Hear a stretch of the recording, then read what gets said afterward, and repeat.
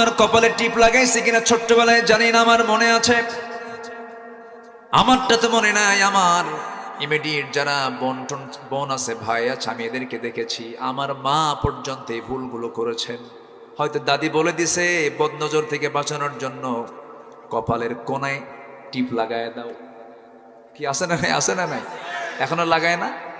এখনো লাগায় দেয়। যদি আপনি বলেন টিপটা লাগাইছো কেন, বলে ফেলে বদনজর থেকে বাঁচার জন্য। কোন হাদিস এটা? সম্পূর্ণ শিরকের কাজ এটা।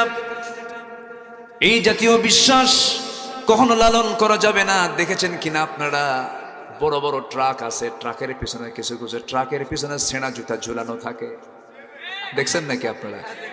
কি জুতা? ছেঁড়া জুতা। ছেঁড়া জুতা লাগানো থাকে। এই ছেঁড়া জুতা লাগানো হয়, ওরা ভাবে এই ছেঁড়া জুতা বদনজর থেকে বাঁচানোর জন্য। এই বিশ্বাস যার মধ্যে চলে আসবে তার মধ্যে শিরিক আছে না নাই? বদনজর থেকে বাঁচার জন্য চাইবো আমরা কার কাছে? আল্লাহর কাছে। এইরকম চিন্তাগত, কর্মগত, সামাজিক কিছু কুসংস্কারের মধ্যে শিরকের কাজ আছে। আল্লাহ ছাড়া কারো কাছে চাওয়া শিরকের কাজ। আবার ব্যক্তি হতাশ যখন হয়ে যায়, আমি কি করে খাবো, কি করব, আমি এটাও শিরক। এটা কি শিরক? হতাশ হয়ে যাওয়া। ইমানদার কখনো হতাশ হবে না। রিজিকের বিষয়ে বান্দা কখনো হতাশ হবে না, কখনো টেনশন করবে না। কারণ আল্লাহ রাব্বুল আলামিন একমাত্র মানুষ যারা পৃথিবীর কোনো প্রাণীর জন্য খাদ্য গুদামের ব্যবস্থা করেন নাই। পৃথিবীর কোনো প্রাণী না খেয়ে মারা যায় না, কিন্তু একমাত্র মানুষ না খেয়ে মারা যায় আল্লাহর দোষে না বান্দার দোষে। না খেয়ে মারা যাচ্ছে, এখনো আধুনিক দুনিয়াতে মারা যাচ্ছে। সিরিয়ায় মারা যাচ্ছে, ফিলিস্তিনে মারা যাচ্ছে। ফিলিস্তিনের ছোট্ট ছোট্ট বাচ্চাগুলো কঙ্কাল সার হয়ে গেছে। তাদের চেহারাগুলো কি ফুটফুটে ফুটন্ত গোলাপের মতো চেহারা। খাবার নাই, হাড় চামড়া এক জায়গায় হয়ে গেছে। আকাশের দিকে তাকায় বলে, মালিক আল্লাহ, আমার মা নাই, বাবা নাই, ঘর নাই, বাড়ি নাই। শুনেছি তোমার দুনিয়ায় নাকি প্রায় 200 কোটি মুসলমান, কেউ তো আমাদের জন্য একটু খাবারও পাঠালো না। আল্লাহ, তোমার আদালতে বিচার দিলাম, এই সমস্ত মুসলমানদের বিচার তুমি আল্লাহ করবা। কি জবাব দিবেন? ওমা লাকুম লা তুকাতিলুনা ফি সাবিলিল্লাহ ওয়াল মুস্তাদআফিনা মিনার রিজাল। এই আয়াতটা কিছুক্ষণ পরে আসবে। আমার 12টা পয়েন্ট নিয়ে আমি কথা বলবো আজকে। মাত্র চলতেছে কয় নাম্বার? তাহলে বলেন এই মাহফিলটা হওয়া দরকার কয়দিন? সম্মানিত ভাইয়েরা, আমি খুবই আনন্দিত এই প্রত্যন্ত অঞ্চলে আপনারা এত রাত পর্যন্ত বসে আছেন, পিনপতন নীরব হয়ে কেউ উঠছেন না। বলি আলহামদুলিল্লাহ।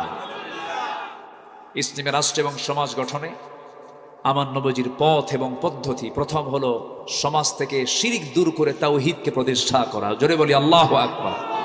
রাসূল কি তা করেন নাই? করেছেন। এর জন্য মার খেয়েছেন, মক্কা ছেড়েছেন। ক্ষমতা ছিল না বলে কাবার ভিতর থেকে রাখা 360টা মূর্তি তিনি সরাতে পারেন না, কিন্তু সরাইছিলেন মক্কা বিজয়ের আগে না মক্কা বিজয়ের পর? ইন্না ফাতাহনা লাকা ফাতহাম মুবিনা। সেই দিন তিনি সব মূর্তিগুলো সরিয়ে, জা আল হক ওয়া যাহাকাল বাতিল ইন্নাল বাতিলা কানা যাহুকা। সাইয়েদনা বেলাল কেঁদে কেঁদে ঢুকতেছিলেন ভিতরের দিকে। আমার নবীজি মক্কার মাটিতে একদিন থাকাকালীন একজন ব্যক্তির কাছে কাবার চাবি ছিল, ওসমান বিন তালহা। তাকে ডাক দিয়ে বলেন, ওসমান, আমার বড় শখ, আমি একটু ভিতরে যাব, আমি আল্লাহকে তৃপ্তি ভরে একটু সেজদা দেব। ওসমান বিন তালহা তখন মুশরিক, রাসূলকে একটা ধাক্কা মারছে। আমার নবীজি মুখ থুবড়ে পড়ে গেছেন। আমার নবীজি মুখ থুবড়ে পড়ে গিয়ে বললেন, ওসমান বিন তালহা, আজকে তোমাদের ক্ষমতার দাপটে আজকে আমাকে ধাক্কা মেরে ফেলে দিলা। তুমি কি জানো ওসমান, যে কাবার চাবি আজকে তোমার হাতে, ওই কাবার চাবি আল্লাহ তাআলা একদিন আমার হাতে তুলে দিবে। ওসমান বিন তালহা থরথর করে কাঁপে।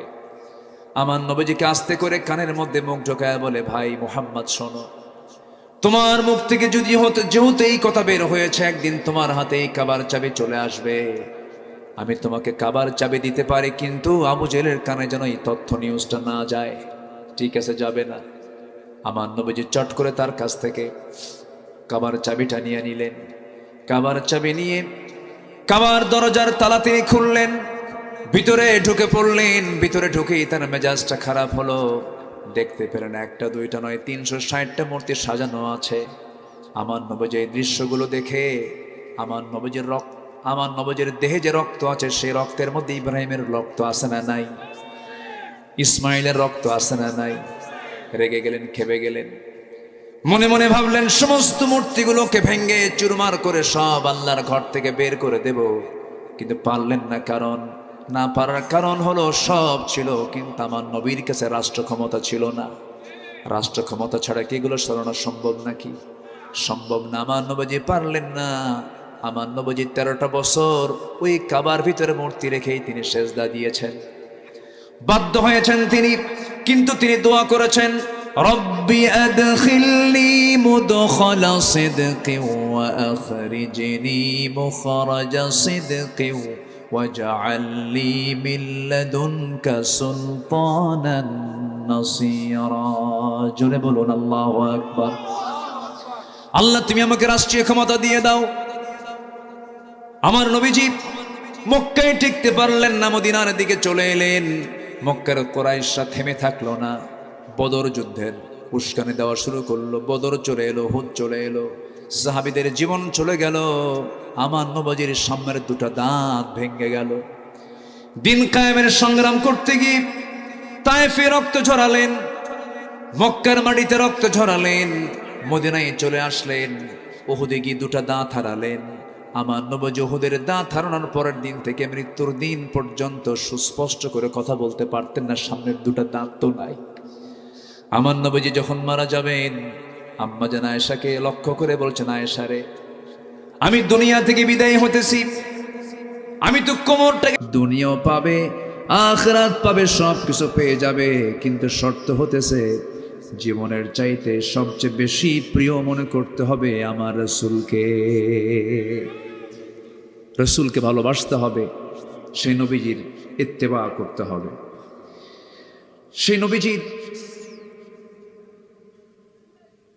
জীবনী থেকে একটি বিষয় আমাকে দেওয়া হয়েছে, সেটা হলো ইসলামী রাষ্ট্র এবং সমাজ গঠনে, ইসলামী সমাজ ও রাষ্ট্র গঠনে, আগে তো সমাজ, ইসলামী সমাজ ও রাষ্ট্র গঠনে রাসূলুল্লাহ সাল্লাল্লাহু আলাইহি সাল্লাম এর পথ এবং পদ্ধতি এবং দাওয়াতি কাজে যুবকদের কেমন ভূমিকা, এই বিষয়ে আমাকে কিছু কথা বলতে বলা হয়েছে। একটু সময় লাগবে, কিন্তু উঠতে একটু দেরি হয়েছে। শেষ হতে যদি দেরি হয় কষ্ট হবে না তো? আমাকে সবাই সময় দিতে রাজি আছেন? জোরে বলি ইনশাআল্লাহ। সম্মানিত ভাইয়েরা, রাষ্ট্র যে ইসলাম দিয়ে সাজানো যায় এটা অনেকে মানতেই চায় না, আছে কিনা বলেন? রাষ্ট্র এটা অনেকে মানতে চায় না। তারা বলে ধর্ম ধর্মের জায়গায় থাকবে, রাষ্ট্র রাষ্ট্রের জায়গায় থাকবে। ধর্ম থাকবে মসজিদে, ধর্ম থাকবে মাদ্রাসায়, ধর্ম থাকবে নামাজ কালামে, নামাজ রোজায়, হজ, এই সমস্ত কাজে ধর্ম থাকবে। কিন্তু রাষ্ট্রে আবার ধর্ম আসবে কেন? তারা এটা প্রমাণ করতে চান রাষ্ট্র এবং ধর্ম দুটা দু জায়গায় থাকবে। কিন্তু ইসলাম বলে দিচ্ছে ধর্ম দিয়ে রাষ্ট্র চলতে হবে। আসতে বলে, ঠিক কিনা? কি দিয়ে চলতে হবে? ধর্ম ইসলাম দিয়েই রাষ্ট্র চলতে হবে। রাষ্ট্র দিয়ে ধর্ম চলবে না, ইসলাম দিয়ে রাষ্ট্র চলবে। এই কথা বলতে গেলেই তখন আমরা হয়ে যাই ধর্মের নামে রাজনীতি করি। আমাদেরকে বলা হয় রক্ষণশীল, আমাদেরকে বলা হয় মৌলবাদী, আমাদেরকে বলা হয় সন্ত্রাসী, আমাদেরকে বলা হয় রাজাকার, আমাদেরকে বলা হয় মানবতা বিরোধী অপরাধী। বহু গালি আমরা শুনেছি 16 বছর, বহু গালি শুনেছি। কত গালি যে আমাদেরকে দিয়েছে। সম্মানিত বন্ধুগণ, যে রাজাকার শব্দ ব্যান্ড ছিল, সেই রাজাকার শব্দটাই আল্লাহ তাআলা ব্র্যান্ড বানায় দিয়েছে। অহংকার এমন একটি অপরাধ, আসমান এবং জমিনে প্রথম যে অপরাধ সংগঠিত হয়েছে তার নাম হলো অহংকার। তার নাম কি? অহংকার। মানুষ আসেই নাই পৃথিবীতে। আল্লাহ ইবলিসকে বললেন আদমকে মেনে নাও, কিন্তু ইবলিস কি বলল? কি করলো বলেন তো? অহংকার করে বসলো। ইবলিস বলল খলাকতানি মিন তিন খলাকতানি মিন নার ওয়া খলাকতাহু মিন তিন আনা খায়রুম মিনহু। তুমি কাকে সেজদা দিতে বলো? কাকে তুমি মেনে নিতে বলো? আমাকে সৃষ্টি করেছো আগুন দিয়ে, তাকে সৃষ্টি করেছো হলো মাটি দিয়ে, আমি তাকে মানব না। এটা কি বিনয় না অহংকার? বিনয় না অহংকার? ইবলিস বিতাড়িত তোমার দুধ হয়ে গেল। সম্মানিত ভাইয়েরা, এই অহংকার যখন কোনো বান্দার মধ্যে ঢুকে যায়, তার পতন ত্বরান্বিত করে দেন তিনি আমার কে। যখনই বলেছিল রাজাকারের সন্তানরা চাকরি পাবে, রাজাকারের নাতিপুতিরা চাকরি পাবে, এই জাতীয় কথা হলো অহংকারের কথা। মাটির সঙ্গে আল্লাহ তাআলা মিশিয়ে দিয়েছেন।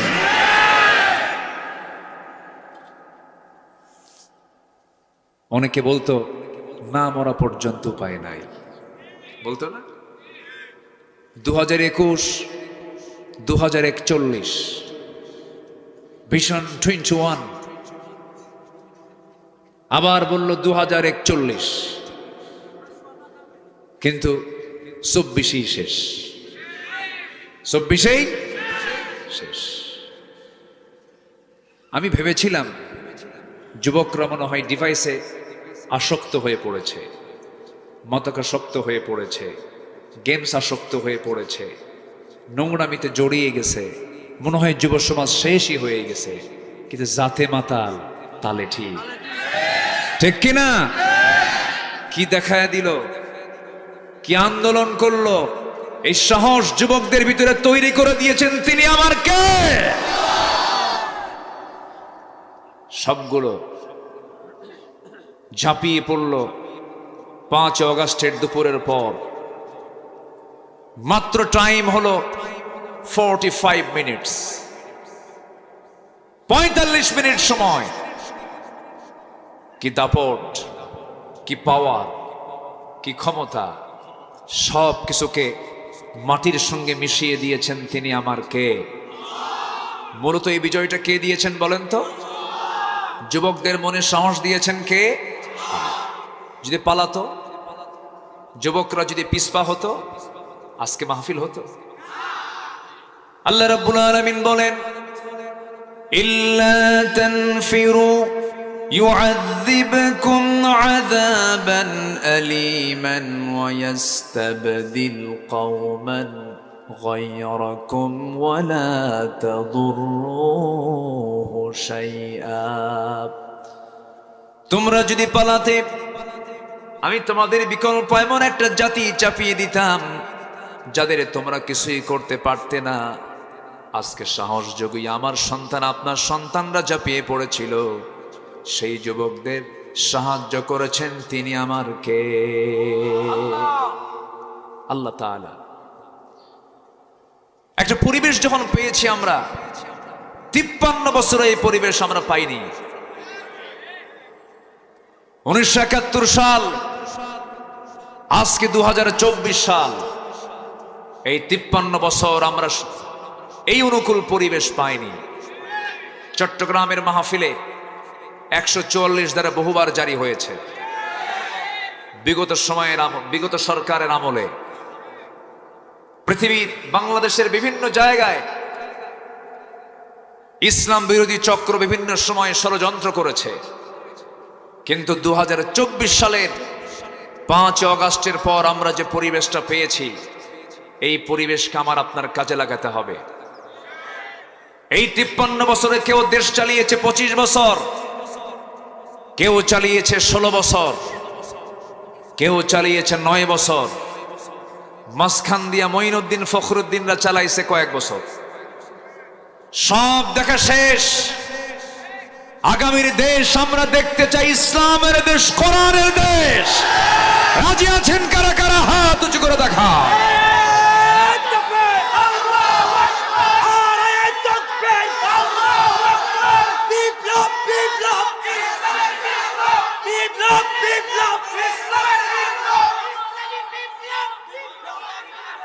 আল্লাহ কবুল করুন, জোরে বলি আমিন, আরো জোরে আমিন। সম্মানিত ভাইয়েরা, কম ষড়যন্ত্র করেনি, কম মিথ্যাচার করেনি। আল্লামা সাইদির মতো মানুষের নামে মামলা দিয়েছে ধর্ষণের। সাবেক শিক্ষা প্রতিমন্ত্রী এহসানুল হক মিলনের নামে মামলা দিয়েছিল হলো ভ্যানিটি ব্যাগ চুরির মামলা। শাইখুল হাদিস আল্লামা আজিজুল হক রাহিমাহুল্লাহ, তাকে 1996-2000 সাল, এই 5 বছর যখন এরা ক্ষমতায় ছিল, এই সমস্ত ব্যক্তিদেরকে গ্রেফতার করে জেলখানায় উজুর পানি পর্যন্ত দেওয়া হয়নি, জায়নামাজ দেওয়া হয়নি, দাড়ি টেনে ছিঁড়া হয়েছে। তার সন্তান আল্লামা মামুনুল হককে জেলখানায় ঢুকিয়ে রেখে অমানবিক নির্যাতন নিপীড়ন করা হয়েছে। বিগত 16 বছর জেলখানায় সাধারণ মানুষ বেশি ছিল না আলেম ওলামা বেশি ছিল? আমি আব্দুল্লাহ আমিন, প্রথম আমার বিরুদ্ধে মামলা হয় 1999 সালে। ওই সময় জননিরাপত্তা আইন নামে একটা আইন পাশ করেছিল তারা। সেই মামলার আমি একজন আসামি ছিলাম। আমার মামলার উকিল ছিলেন মরহুম ব্যারিস্টার মওদুদ আহমদ। হাইকোর্ট থেকে সেই সময় মামলাটাকে স্থগিত করা হয়। আবার ওই গভর্নমেন্ট যখন আবার 2008 সালে আসলো, আসার পর আরো কিছু মামলা আমার নামে যোগ হলো। 2014 সালে কোন এক মাহফিল আমাকে লক্ষ্য করে গুলি পর্যন্ত করা হয়েছে, মঞ্চে আগুন ধরিয়ে দেওয়া হয়েছে, কোরআনে আগুন দেওয়া হয়েছে, অসংখ্য কোরআন প্রেমী ভাইদের প্রতি লাঠি চার্জ করা হয়েছে। মাহফিল ছিন্ন বিচ্ছিন্ন হয়ে গেল। মাহফিল তারা সব মাহফিলের সমস্ত কার্যক্রম বন্ধ করে দিয়া 3 দিন পরে শুনি তারা একটা মামলা করেছে। সেই মামলার আমি হলাম 1 নম্বর আসামি। 2018 সাল প্রহসনের নির্বাচনের আগ দিয়ে হঠাৎ করে আমার বাড়ি ঘেরাও দিয়ে সাদা পোশাকধারী লম্পট বদমাইশ কিছু আমাকে গ্রেফতার করে নিয়ে চলে গেল। থানায় গিয়ে বসলাম, মামলা কি জানি না। শেষ পর্যন্ত আমাকে গ্রেফতার দেখিয়ে, ওয়ারেন্ট দেখিয়ে জেলখানায় পাঠানো হলো। জেলখানায় ঢুকলাম, ঢুকে দেখি সামনে এক বুড়া চাচা সামনে দাঁড়ানো।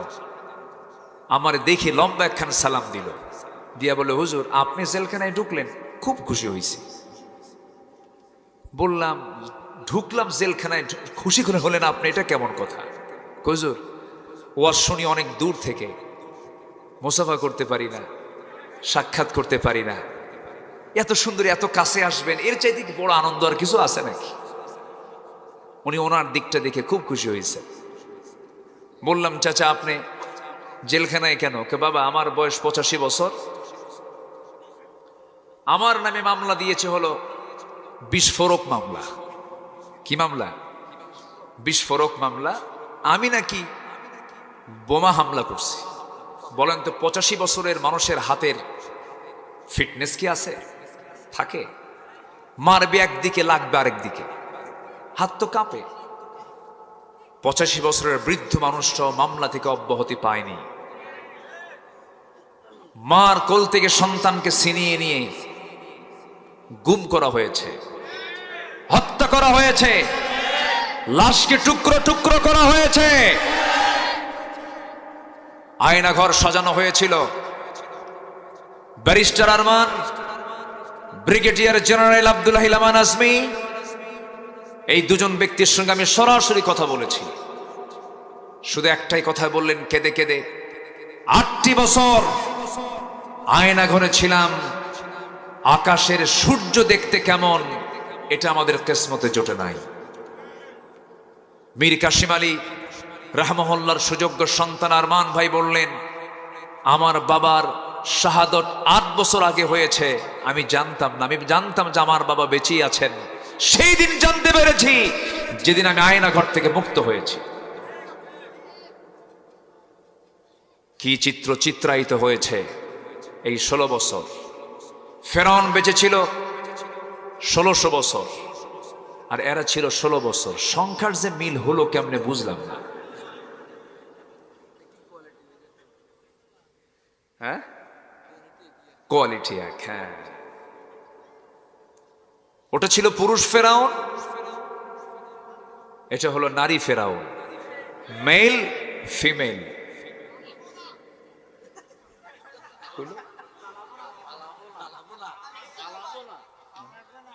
ও আচ্ছা, হ্যাঁ, খেলা হবে না, এটা বাজে কথা। এটা জানেন, একজন দেশের কর্ণধার, একজন দেশের উচ্চ পদস্থ একজন ব্যক্তির মুখ থেকে এই জাতীয় হালকা কথা, বেমানান, বেফাস, ব্যক্তিত্বহীন ছাড়া এই জাতীয় কথা মুখ থেকে বের হতে পারে না। নোংরা। কোথায়? উনি তো খেলতে পারলেন না। উনি যে আসেন যে কোন জগতে, চতুর্থ আসমান না পঞ্চম আসমান, আল্লাহ তো। চোরের মায়ের আছে নাকি এলাকায় এই কথা কয়? চোরের মায়ের বড় গলা। অনেক কিছু হয়েছে, অনেক কিছু করেছে। আমরা পরিবেশ পেয়েছি, আমরা ইসলাম দিয়ে দেশটাকে সাজাতে চাই। সবাই রাজি আছেন তো? দেশ সাজানোর আগে নিজকে সাজানোর দরকার আছে না নাই? পৃথিবীকে গড়তে হলে আগে নিজকে গড়তে হবে, নিজের পরিবারকে গড়তে হবে, সমাজকে গড়তে হবে, রাষ্ট্রকেও গড়তে হবে। সম্মানিত বন্ধুগণ, ইসলামী রাষ্ট্র এবং সমাজ গঠনে নবীজির পথ এবং পদ্ধতি, এই বিষয়ে আমি 12টা আর্টিকেল নিয়ে কথা বলতে চাচ্ছি। যেহেতু সাবজেক্ট নির্দিষ্ট বিষয়ের উপরে, আমারও ধৈর্য ধরে বলতে হবে, আপনাকেও ধৈর্য ধরে শুনতে হবে। জোরে বলি ইনশাআল্লাহ।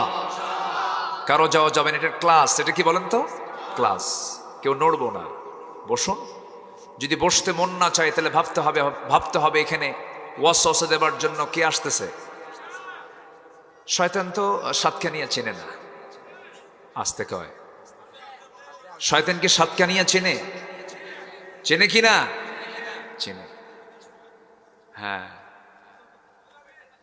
এই চট করে নাম বলে ফেলে, দরকার নাই তো। আকলমন্দ ইশারা বা আশা বুঝি তো। লোহাগাড়া মাহফিল আমার গত 5 বছর আগের কথা বলছি। মাহফিল শুরু করছি আমি, দেখি যে পুলিশ চলে আসছে। কমিটি বলতেছে, হুজুর আমরা নাই, আপনিও চলে যান। আমি কই, রে বাবা, এটা কি মুজাহিদ, সব নাই নাই, এটা কেমন কথা? কি আচরণগুলো করেছে। সম্মানিত বন্ধুগণ, যারা কোরআনের বিরুদ্ধে ষড়যন্ত্র করেছে, যুগে যুগে ইতিহাস রাস্তা করে তারা নিক্ষিপ্ত হয়েছে। সম্মানিত ভাইয়েরা, আসুন আমরা মূল বিষয়টার দিকে যাই। রাষ্ট্র কি ইসলাম দিয়ে চলতে পারে? আসতে পারে, চলতে পারে। কি বিফলভাবে না সফলভাবে? বিফলভাবে না সফলভাবে? ইসলাম কার? আসতে বলবেন না, ইসলামটা কার? ইসলাম কে দিয়েছেন? আল্লাহ দিয়েছেন। আল্লাহ রাব্বুল আলামিন বলেন, ইন্নাদ-দীনা ইনদাল্লাহিল ইসলাম।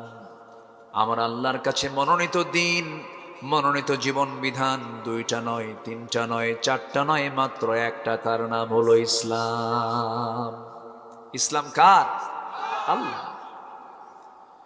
এই ইসলামকে বাদ দিয়ে যারা ব্যক্তি জীবন, সমাজ জীবন, রাষ্ট্র জীবন যারা অন্য কিছু দিয়ে সাজাবে, মহান রব্বুল আলামিন সাফ বলে দিলেন, ওয়া মাইয়াবতাগি গায়রাল ইসলামি দীনান ফালান ইউকবালা মিনহু ওয়া হুয়া ফিল আখিরাতি মিনাল খাসিরিন। জীবন বিধান হিসাবে ইসলামকে বাদ দিয়ে যারা অন্য কোন তন্ত্র মন্ত্র ইজমকে যারা গ্রহণ করবে, আল্লাহ রাব্বুল আলামিন বলছেন, আমি তার কোন আমল আমার দরবারে গ্রহণ করে নেব না। কার কথা? আসতে বলবেন না, কার কথা? আল্লাহ রাব্বুল আলামিন আরেক জায়গায় বলছেন, আফা গায়রা দীনিল্লাহি ইয়াবগুন ওয়া লাহু আসলামা মান ফিস সামাওয়াতি ওয়াল আরদ তাওআন ওয়া কারহা। জোরে বলুন আল্লাহু আকবার। মানুষ কেমন করে বেহায়ার মতো, নির্লজ্জের মতো ইসলামটাকে বাদ দিয়ে অন্য কোন দলকে গ্রহণ করে, অথচ আসমান জমিনে যা কিছু আছে সব ইচ্ছাই হোক অনিচ্ছাই হোক আত্মসমর্পণ করছে কার কাছে? আসতে বলবেন না, কার কাছে? আল্লাহর কাছে তারা সারেন্ডার করছে। আমার বন্ধুগণ, এই জন্য আমরা ইসলাম দিয়ে সবকিছু সাজাতে চাই।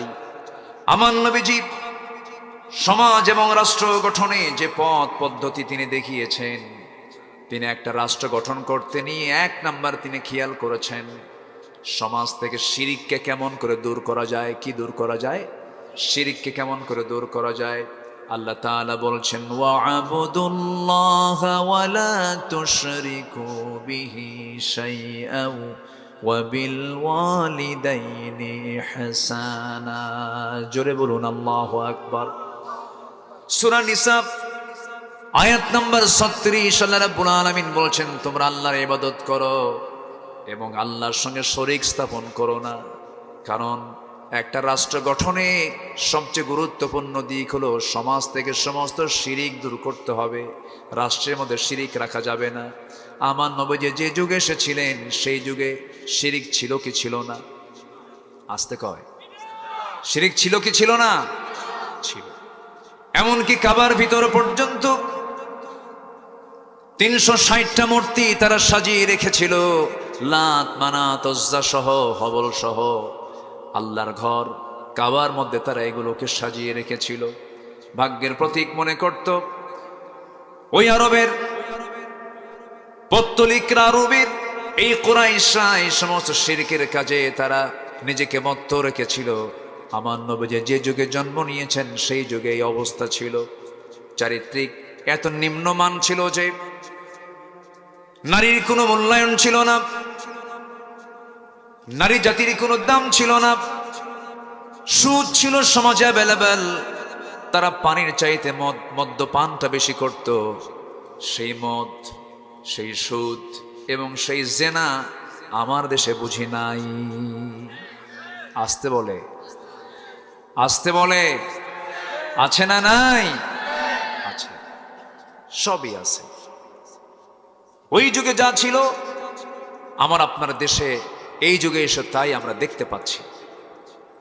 War, women and wine, 3W নিয়ে আইএমএ জাহেলিয়াতের যুগের লোকেরা ব্যস্ত ছিল। 3W, war, women and wine, যুদ্ধ, নারী এবং মদ। এই তিনটা ছিল তাদের নিত্য নৈমিত্তিক কাজের অংশ।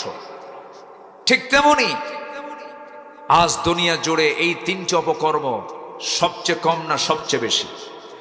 সবচেয়ে কম না সবচেয়ে বেশি? বেশি।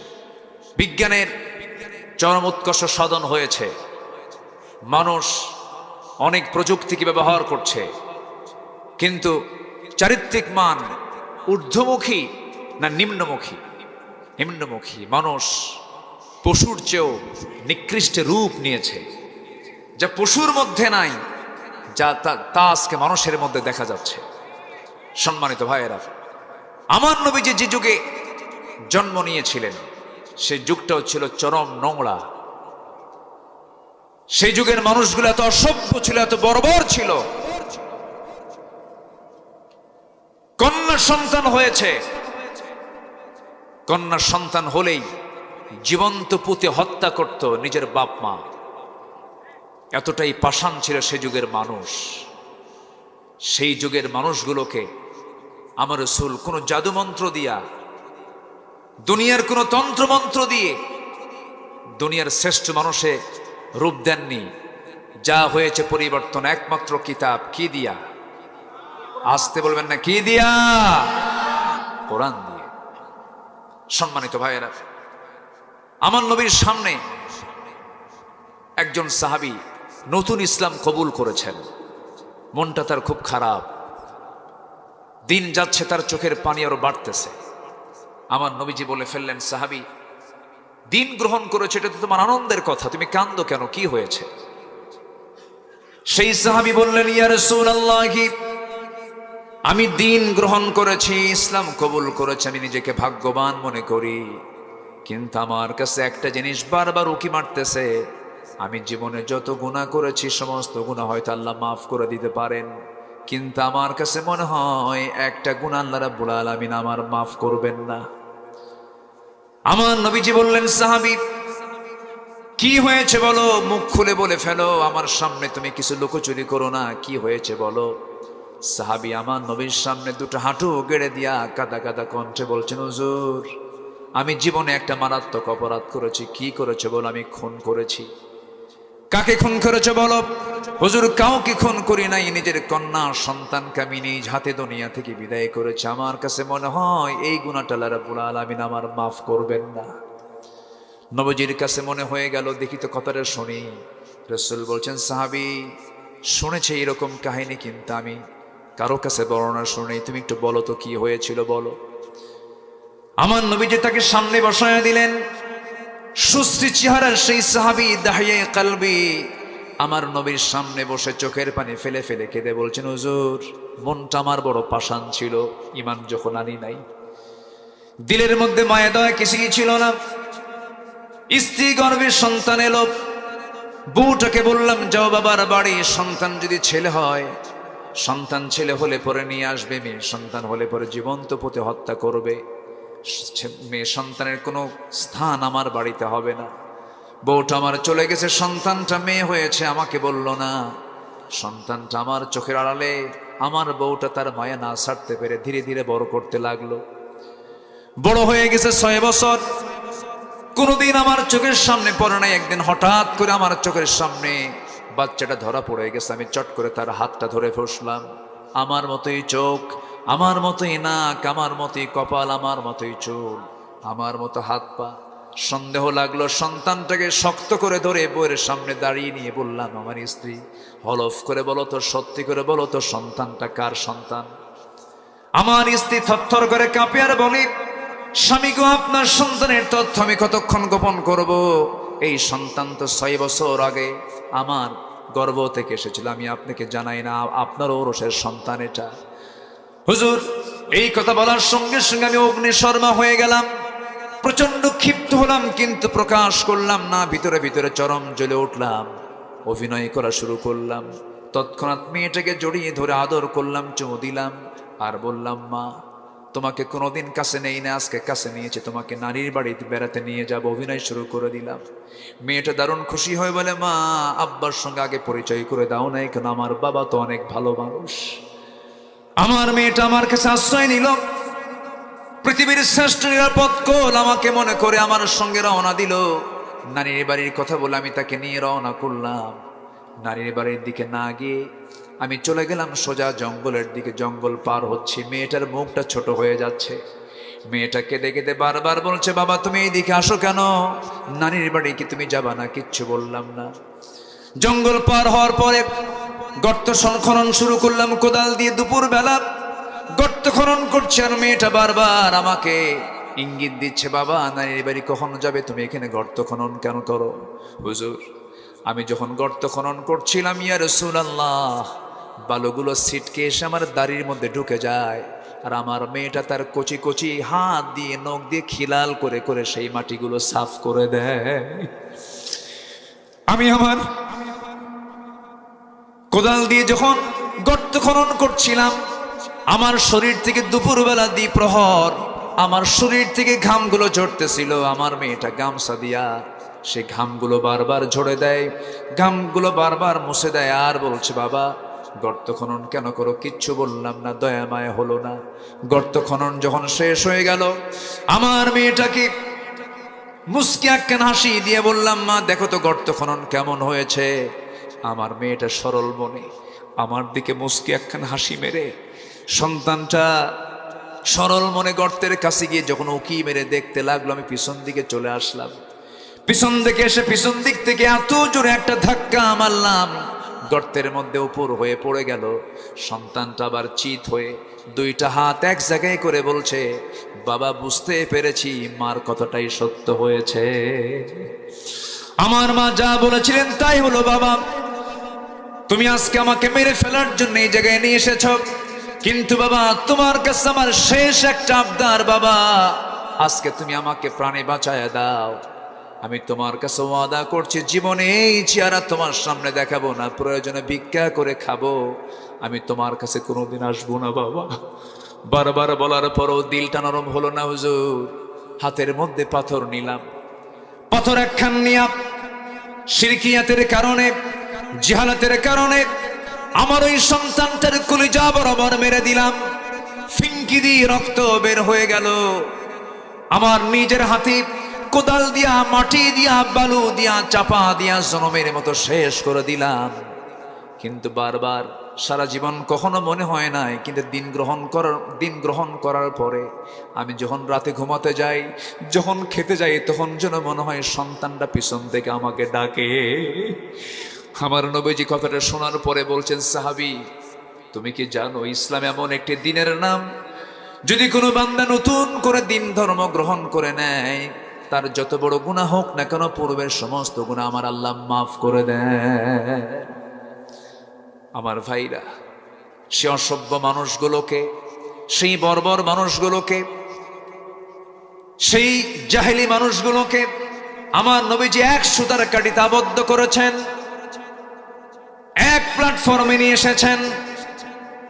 আমার নবীজি এমন মানুষ সেই অসভ্য সমাজ থেকে বের করে আনলেন, যারা হলো আবু বকর, যারা হলেন ওমর, যারা হলেন ওসমান, যারা হলেন আলী। এত পৃথিবীর সেরা মানুষ ওই জাহেলি যুগ থেকে বের করেছেন, অন্য কিছু দিয়া নয়, একমাত্র কি দিয়া? আসতে বলবেন না, কি দিয়া? আল্লাহ কবুল করুন, জোরে বলি আমিন, আরো জোরে আমিন। সম্মানিত ভাইয়েরা, সমাজ এবং রাষ্ট্র গঠনে আমার নবীজির পথ এবং পদ্ধতির এক নম্বর দিক হলো সমাজ থেকে শিরক দূর করে তাওহীদকে প্রতিষ্ঠা করা। আমার নবীজি সকল প্রকার শিরক তিনি দূর করতে অক্ষম হয়েছিলেন না সক্ষম হয়েছিলেন, কিন্তু মক্কায় তিনি পারেন নাই। মক্কায় পেরেছিলেন? মক্কায় তিনি মার দিয়েছেন না মার খেয়েছেন? আমি কি আলোচনা শেষ করে দেব? তো এই যে একজন দুজন করে ওঠে,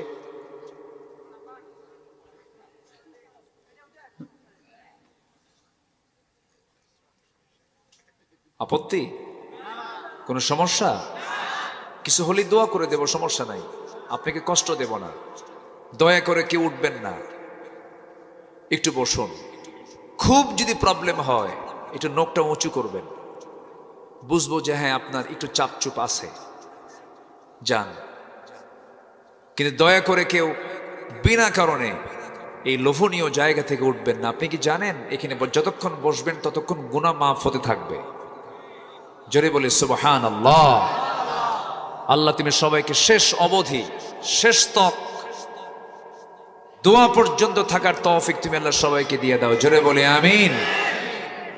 একটু বক্স থেকে সরেন তো, আমার কানে আসতেছে না আওয়াজ, একটু সরেন। হ্যাঁ, এই আওয়াজটা একটু বাড়ান তো। সম্মানিত ভাইয়েরা, আমার দিকে তাকান।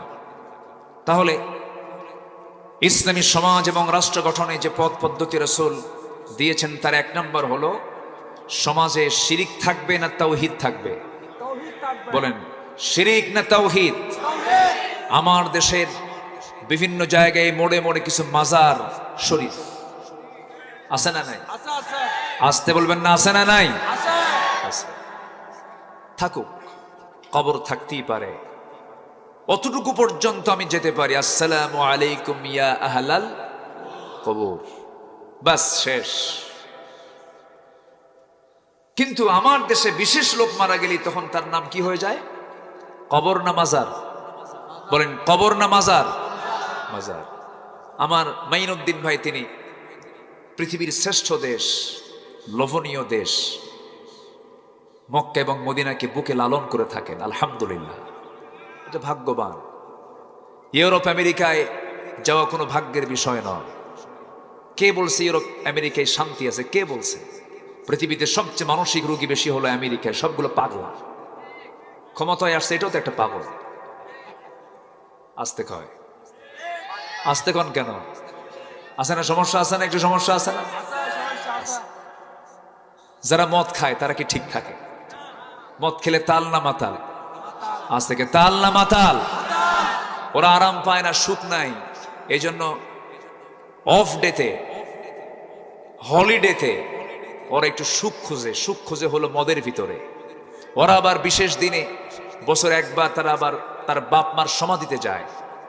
সমাধিতে যখন যায় তখন এতগুলো মদ নিয়ে যায়। মদ নিয়ে গিয়ে বলে, বাবা এই যে মদ দিয়ে গেলাম, খাবা, সুখে থাকবা। কথা বোঝেন নাই? তোদের সুখ হলো কিসের ভিতরে? মদের ভিতরে। মদের মধ্যে সুখ আছে? সুখ নাই। মদ খেলে তাল না মাতাল? পাগল হয়ে যায়। আর এরা যদি নেতৃত্ব দেয়, এরা যদি সবকিছুর কর্তৃত্ব দখল করে, সেখানে কোনোদিন শান্তি থাকতে পারে? পারে না। মাইনুদ্দিন ভাই যে দেশে থাকেন, মক্কা এবং মদিনাকে নিয়ে থাকেন, আলহামদুলিল্লাহ। আচ্ছা, আমান নবীর মাকবারা যেখানে তিনি শুয়ে আছেন, এটাকে আরবিতে বলা হয় মাকবারাতুন নবী সাল্লাল্লাহু আলাইহি ওয়াসাল্লাম। নবীর কবর মাজার হয় না। আর আমার দেশের বিশেষ লোকের কবর কি হয়? মাজার। শুধু না, মাজার শরীফ। মাজার শরীফ। সামনে গেলে জুতা পায়ে যাওয়া যাবে না, খালি পায়ে যেতে হবে। ঢুকলে বের হওয়ার সময় পিঠ দেখানো যাবে না। পৃষ্ঠ প্রদর্শন করিলেই ক্ষতি হইবে। কি আছে না নাই বলেন তো?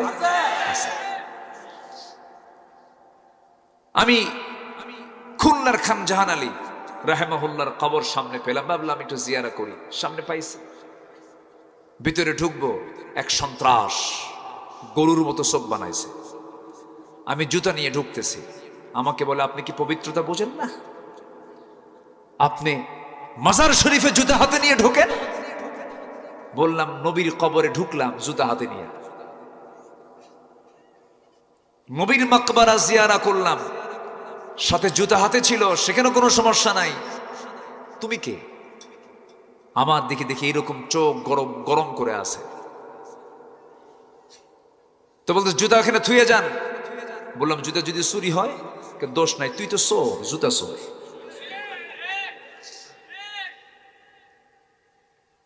সম্মানিত বন্ধুগণ, যিনি কবরে শুয়ে আছেন তিনি আল্লাহর ওলি। কিন্তু ওই কবরকে কেন্দ্র করে যে সেজদা দেওয়া হয়, যে শিরকের আকড়া বানানো হয়েছে, যদি খান জাহান আলী, যদি শাহজালাল ইয়ামিনী যদি বেঁচে থাকতেন, এই মাজারের সন্ত্রাস খাদেমদেরকে জবাই করতেন। বদমাইশ এগুলো। এই সমস্ত শিরক রাখা যাবে আস্তে রাখা যাবে। মাজারে কোনো মান্নত করা জায়েজ নাই। গরু ছাগলকেও পাঠাবেন না। যারা গরু পাঠায় তারা আরেক বলদ, যারা ছাগল পাঠায় তারা আরেক রাম ছাগল। বেহুশ এগুলো, কোনো এলেম কালাম নাই। আমার বন্ধুগণ, এইরকম করে বহু শিরকের কাজ আমার দেশে আছে। জীবিত পেশাবকে পর্যন্ত সেজদা দিয়ে দেয়। বাবার কাছে গিয়ে বলে, বাবা সমস্যায় পড়ছে। কি হয়েছে বাবা? অসুখ সারে না আমার। ওইদিকে পেশাবের নিজেরই ডায়াবেটিস, ইনসুলিন নেয়। কি নেয়? ইনসুলিন নেয়। বাবা তুমি আমার একটু নজর দাও আমার দিকে। তুমি আমার দিকে নজর দিলে আমি সুস্থ হয়ে যাব। সুস্থ হওয়ার জন্য বাবার নজর দরকার না, আল্লাহর নজর দরকার। আজ তো বলবো না কার নজর দরকার? আমরা সৃষ্টির কাছে চাবো না স্রষ্টার কাছে চাবো? অন্য ধর্মের মানুষ, ধরুন আমার পার্শ্ববর্তী দেশের মানুষ, তারা সূর্যের কাছে চায়, চন্দ্রের কাছে চায়, গাছের কাছে চায়, তুলসী গাছের কাছে চায়। তাহলে ওরা সৃষ্টির পূজা করে। আর আমার দেশের মুসলিম নামদারি কিছু মানুষ আছে, তারা পীর সাহেবের কাছে চায়। ওদের চাওয়া আর এই অজ্ঞ লোকের চাওয়ার মধ্যে কোনো বিন্দু পরিমাণ তফাৎ নাই। চাইবো আমরা কার কাছে বলেন? যদি চাইতে হয় তোমরা আল্লাহর কাছে চাও। তোমার জুতার ফিতা ছিঁড়ে গেছে, ইন্না লিল্লাহ বলে আগে জুতার ফিতা ঠিক করার জন্য আল্লাহকে বলো। ছোট বিষয়ে হোক বড় বিষয়ে হোক, যখন বান্দা আল্লাহর কাছে বারবার চায়, পৃথিবীর কোনো মানুষের কাছে মানুষ চাইলে পরে বিরক্ত হয়, কিন্তু বান্দা যখন আল্লাহর কাছে বারবার চায়, আমার আল্লাহর বৈশিষ্ট্য, আল্লাহ বেশি খুশি হয়ে যান ওই বান্দার উপরে। আমরা আল্লাহর কাছে যখন চাবো লজ্জা নিয়ে না বেহায়া হয়ে, ভালো করে বলেন, আল্লাহর কাছে যখন চাবো আমরা লজ্জা নিয়ে না বেহায়ের মতো? বেহায়ের মতো চাইতে হবে। লজ্জা নিয়ে একবার চাবেন, আর তো চাবেন না। কিন্তু আল্লাহর কাছে, আল্লাহ তোমার আদালতে বিচার দিলাম, এই সমস্ত মুসলমানদের বিচার তুমি আল্লাহ করবা। কি জবাব দিবেন? ওমা লাকুম লা তুকাতিলুনা ফি সাবিলিল্লাহ ওয়াল মুস্তাদআফিনা মিনার রিজাল। এই আয়াতটা কিছুক্ষণ পরে আসবে। আমার 12টা পয়েন্ট নিয়ে আমি কথা বলবো আজকে। মাত্র চলতেছে কয় নাম্বার? তাহলে বলেন এই মাহফিলটা হওয়া দরকার কয়দিন? সম্মানিত ভাইয়েরা, আমি খুবই আনন্দিত এই প্রত্যন্ত অঞ্চলে আপনারা এত রাত পর্যন্ত বসে আছেন, পিনপতন নীরব হয়ে কেউ উঠছেন না। বলি আলহামদুলিল্লাহ। বহুদিন পরে সাতকানিয়া লোহাগড়া আসতেই পারতাম না এক পীর সাহেবের কারণে।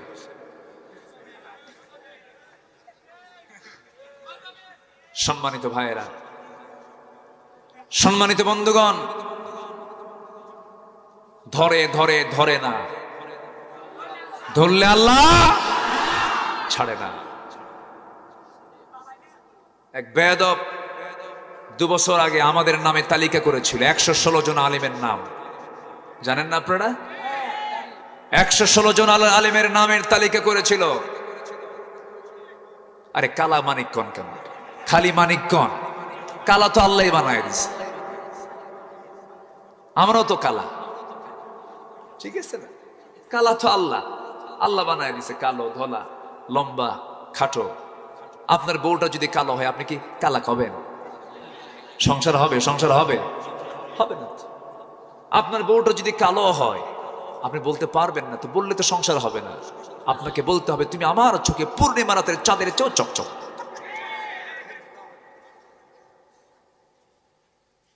বউকে যত প্রশংসা করবেন, বউ তত খুশি হবে। আল্লাহ তাআলা এই জন্য মেয়েদের বুদ্ধিটাকে পুরুষের অর্ধেক করেছেন। পুরুষের প্রশংসা পুরুষ করলে পরে মাইন্ড করে, তুই আমার প্রশংসা, লক্ষণ তোর খারাপ। কিন্তু যত বড় জ্ঞানী নারী হোক না কেন, যদি প্রশংসা করেন, দারুণ খুশি, যাক ভালো। মেয়েরা প্রশংসায় বেজার না খুশি হয়? খুশি হয়। তার মধ্যে যদি স্বামী যদি প্রশংসা করে, তাহলে তো কথাই নেই, প্রচন্ড খুশি হয়ে যায়। আল্লাহ তাআলা মেয়েদেরকে এমন তবিয়ত দিয়েই সৃষ্টি করেছেন। কিন্তু কিছু কিছু পুরুষ আছে আবার নিজের বইয়ের দিকে নজর দেয় না, খালি অন্যর বইয়ের দিকে নজর দেয়। আসতে কয়, এই আছে না নাই?